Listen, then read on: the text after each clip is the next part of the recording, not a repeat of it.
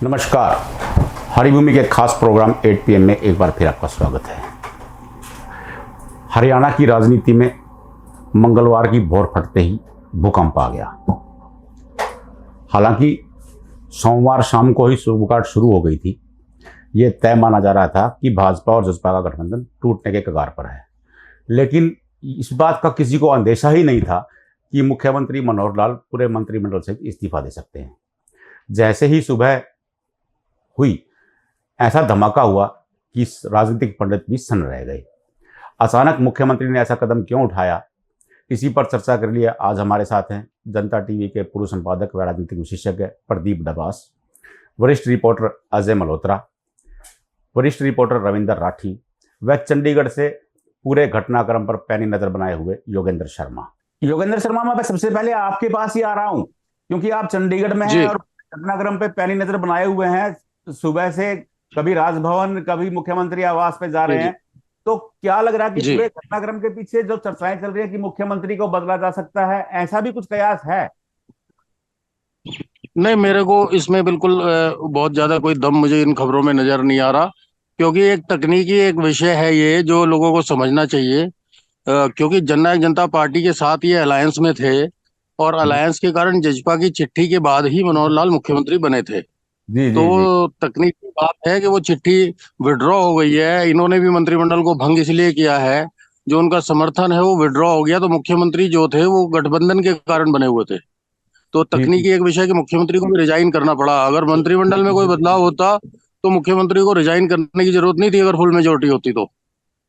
जी जी जी जी मल्होत्रा जी, अगर इसका एकमात्र कारण मुझे यही लग रहा है कि जो तकनीकी एक विषय है, जो इनके अलायंस में जो थे, अलायंस क्योंकि अलायंस से ये दूर जा रहे हैं, इसी जी कारण से मुख्यमंत्री को एक बार फिर से मेजोरिटी और दिखाना पड़ेगा कि हमारे साथ हमारा बहुमत है और ये विधायक हमारे साथ हैं।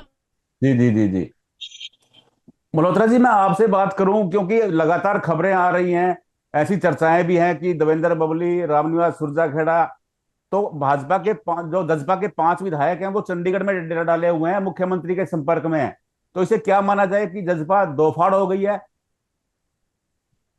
देखो, दो फड़ करने की जरूरत नहीं है, क्योंकि जजपा भाजपा के पास पहले ही इंडिपेंडेंट बहुत है। दो जी फाड़ तो तब करेंगे ना जब उसको उनको जरूरत होगी।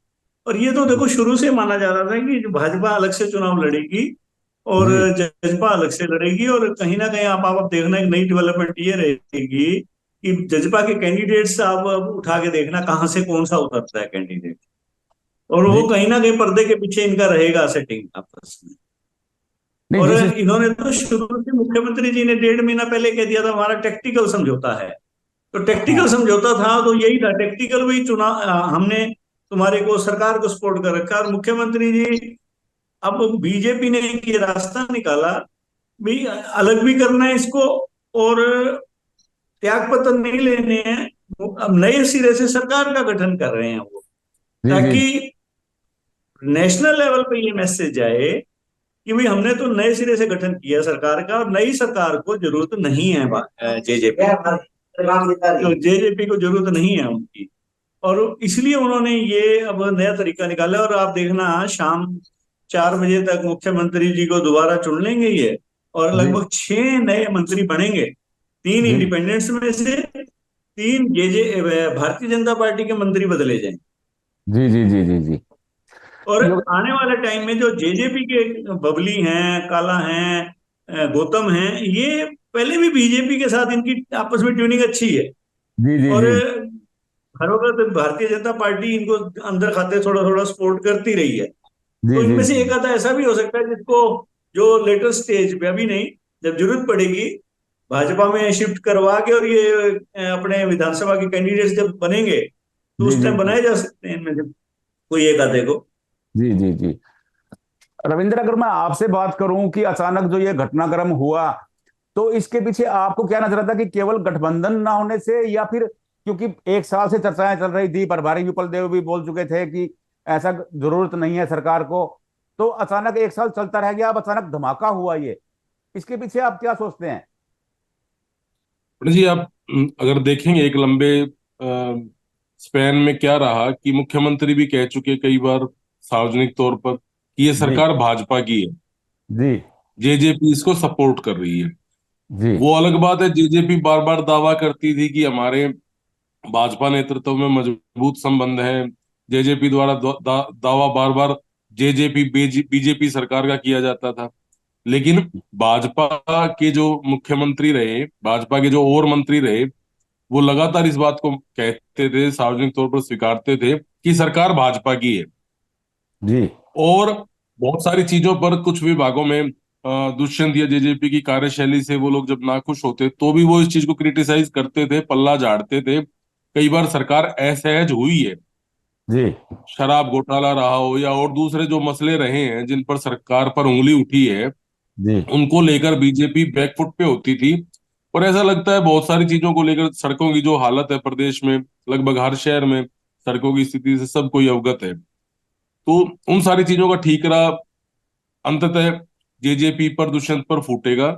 ये गठबंधन हम काफी समय पहले टूटने की अपेक्षा लगाए थे। ऐसी संभावना थी कि ये सरकार जब भी पहले भी ये रहा कि जो निर्दलीय विधायक हैं उनसे संपर्क स्थापित किया गया, उनके लगातार टच में रहे। जेजेपी के भी जो विधायक हैं वो जेजेपी से ज्यादा बीजेपी के खास समझे जाते हैं। देवेंद्र बबली के लिए टोहाना में जगह बनाई गई, बराला जी को राज्यसभा भेजा गया। तो बहुत सारी चीजें ऐसी हैं जिसमें ये लगता है कि जेजेपी को बहुत ही सौहार्दपूर्ण तरीके से खत्म करने की ये सारी कवायद की गई है। योगेंद्र, मैं आपसे पूछूं तो आप चंडीगढ़ में ही हैं। राजभवन में शाम को ऐसी सूचना आ रही है कि 5 बजे शपथ ग्रहण समारोह भी है। तो आपको क्या लगता है कि जजपा से आने वाले 2-4 लोगों को मंत्री बनाया जा सकता है? देखिए मणि जी, जो अभी तक की मेरे पास सूचना है वो लगभग 5 बजे का समय है। जो नए विधायक, जो भी विधायकों को मंत्रिमंडल में शामिल किया जाएगा, नए चेहरे मंत्रिमंडल में होंगे। जी तो ये स्वाभाविक बात है कि दुष्यंत चौटाला, अनूप धानक और देवेंद्र बबली 3 जजपा कोटे के मंत्री थे। तो जब वे जगह एक वैक्यूम आएगा, वैकेंट होगी, तो कहीं ना कहीं वो फेस तो उसमें आएंगे ही। और जी अभी भाजपा का और संघ का आपको पता है कि लास्ट टाइम तक आप कोई भी ये मतलब इस तरह की प्रिडिक्शन नहीं कर सकता कि कितने चेहरे शामिल होंगे, क्या किस तरह की सोशल इंजीनियरिंग होगी, क्या जी होगा। लेकिन इतना जरूर है कि जो अभी तक के जो कई खबरें मनोहर लाल जी को बदलने की, मुख्यमंत्री का चेहरा बदलने की चल रही थी, वो सब मुझे नहीं लगता कि उन खबरों में कोई दम था। तकनीकी कारणों से उनको रिजाइन करना पड़ा है। हम्म। बाकी निर्दलियों में से संतुलन बनाने के लिए जजपा से कुछ लोगों को मंत्री बनाने की कवायद चल रही है। हरियाणा निवास चंडीगढ़ में मीटिंग चल रही है और जी मीटिंग में सभी विधायकों ने, जो मेरे सूत्र बता रहे हैं, विधायकों के बीच से कुछ लोग बता रहे हैं, तो उन्होंने एक बार फिर कहा है कि मनोहर लाल जी का नेतृत्व बहुत ठीक है। जी उन्होंने सफलता से, ईमानदारी, पारदर्शिता से काम किया, हम उनके साथ में हैं। तो एक तरह जी से विधायक दल के लीडर तीसरी बार चुने जाएंगे, मनोहर लाल।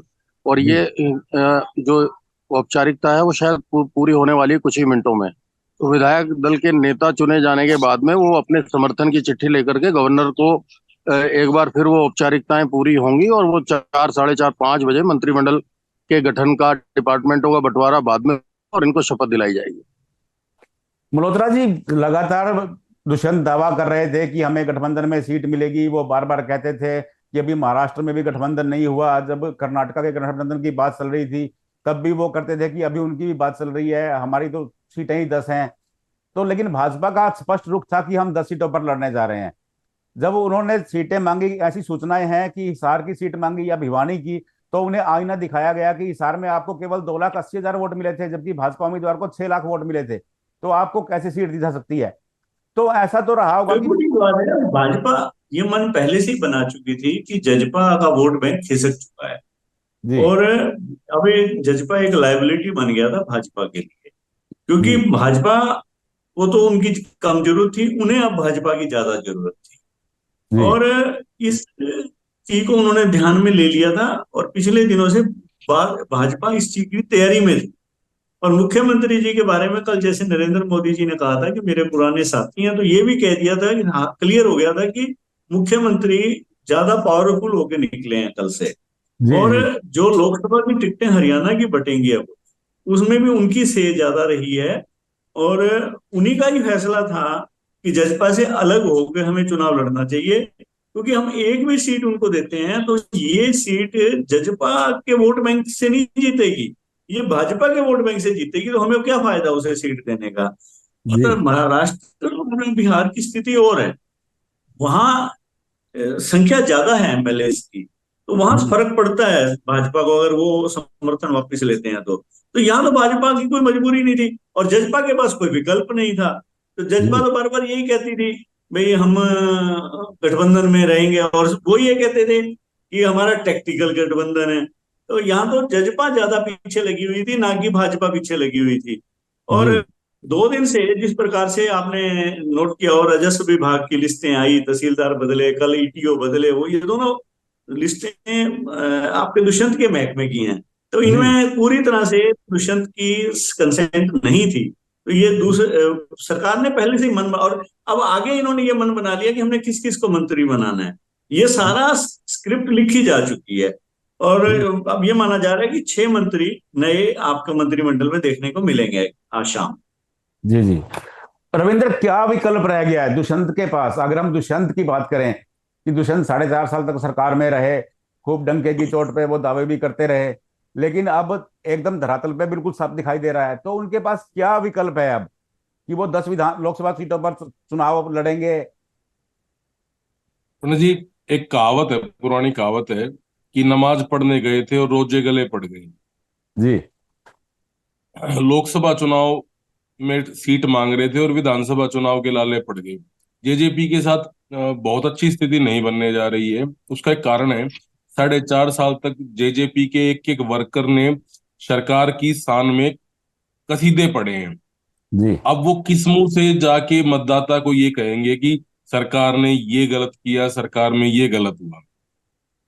क्रेडेंशियल जो है, जेजेपी ने अपना क्रेडेंशियल खो दिया, क्योंकि लोग आपकी कथनी पर ही विश्वास करते हैं। जी। और कथन जो आपका 4.5 साल ये रहा कि परफेक्ट परफेक्ट परफेक्ट, उसको आज अब 6 महीने डिफेक्ट डिफेक्ट डिफेक्ट कैसे सिद्ध करेंगे? तो ये जेजेपी के लिए एक बहुत बड़ी चुनौती रहेगी, पब्लिक में जानना और अपने आप को पाक साफ सिद्ध करना। और ये उनके लिए सहज और सरल नहीं होने जा रहा। तो ये यहां से भी दिखता है, जो रिफ्लेक्शन उनके 5 विधायक उनके साथ अभी नहीं है। जी। भाई एक एक राम कुमार गौतम तो शुरुआत से ही बहुत अग्रेसिव रहे हैं दुष्यंत जी। को लेकर, लेकिन 4 और विधायक, राजनीतिक हलकों में चर्चाएं नहीं, लेकिन पब्लिक को आज कल सुबह पता लगेगा जब इस तरह से कि 4 विधायक 5 विधायक साथ छोड़ गए दुष्यंत चौटाला का, तो पब्लिक कैसे साथ रहेगी? बहुत जी। सारी चीजें ऐसी रही जो इस पूरी नेगेटिविटी को वो किस तरीके से काउंटर करेंगे, ये भी उनके लिए कठिन सवाल रहेगा। तो जब जब से उन्होंने परिवार से अलग हुए, सारी चीजें हुई, एकदम से वो हुआ, ये तमाम लोग इम्पोर्टेड थे। आयातित नेताओं को विधायक बनाया गया। देवेंद्र बबली कांग्रेस से थे, रामगढ़ काला कांग्रेस से थे। तो वो सारी चीजें जो हैं, अब पब्लिक दोबारा से उस चीज पर विश्वास करे, मुझे नहीं लगता। मुझे लगता है इस पूरे गठबंधन में सब सर्वाधिक नुकसान राजनीतिक रूप से जेजेपी को होने जा रहा है। मल्होत्रा जी, मैं आखिरी प्रश्न आपसे ही पूछूंगा। गठबंधन टूटना भाजपा के लिए फायदेमंद है या नुकसानदायक? अगर फायदेमंद है तो फायदेमंद है भाजपा के लिए, तो कैसे?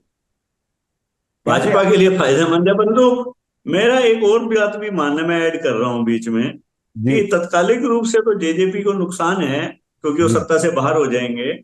लेकिन देखो 6 महीने का अंतराल है अभी विधानसभा चुनाव, जी। जो उनकी एंटी इनकम्बेंसी है, वो धीरे धीरे, देखो हमारी मेमोरी बड़ी शॉर्ट होती है, वो दोबारा से 6 महीने पब्लिक के बीच में अगर रहते हैं, देखो राजनीति की संभावनाओं से इनकार नहीं कर सकते, वो दोबारा से अपने वोट को सहेजने का प्रयास करेंगे। मेरा तो ये मानना है कि ये एक तरह से लॉन्ग रन में भाजपा और जजपा दोनों के हित में है गठबंधन का जाना। जी। नहीं, लोकसभा चुनाव की दृष्टि से अगर मैं आपसे पूछूं कि लोकसभा वो चुनाव तो में। जजपा को नुकसान है, जजपा को नुकसान है, जजपा के पास कैंडिडेट ही नहीं है 10 सीटों पे, और उनके पास मुश्किल से 3 या 4 सीटों पे कैंडिडेट हैं, और उनके वोट नहीं आए। एक बार उनको धरातल से भी नीचे चले जाएगी ये पार्टी। अगर भाजपा के परिप्रेक्ष्य में देखें तो रविंद्र, भाजपा के परिप्रेक्ष्य में भाजपा को क्या फायदा होगा, क्या नुकसान होगा? भाजपा को सीधा सीधा फायदा होगा पंडित जी। भाजपा तमाम जो सरकार की नाकामियां हैं उसका ठीकरा जेजेपी पर फोड़ेगी। जी। भाजपा अपनी मजबूरी, राजनीतिक मजबूरी जाहिर करेगी पब्लिक के बीच में कि हमें क्लियर मैंडेट नहीं मिला और स्पष्ट बहुमत के अभाव में हमें गठबंधन करना पड़ा। जिसका खामियाजा हमें जेजेपी को 4.5 साल जेजेपी की गलत नीतियों गलत कामों को सहकर हमें चुकाना पड़ा। आप हमें क्लियर मैंडेट दीजिए, हम पहले 5 साल की तरह आपको सुशासन देंगे। मुझे लगता है भाजपा इस तर्क के साथ, इस पक्ष के साथ जनता के बीच जाएगी।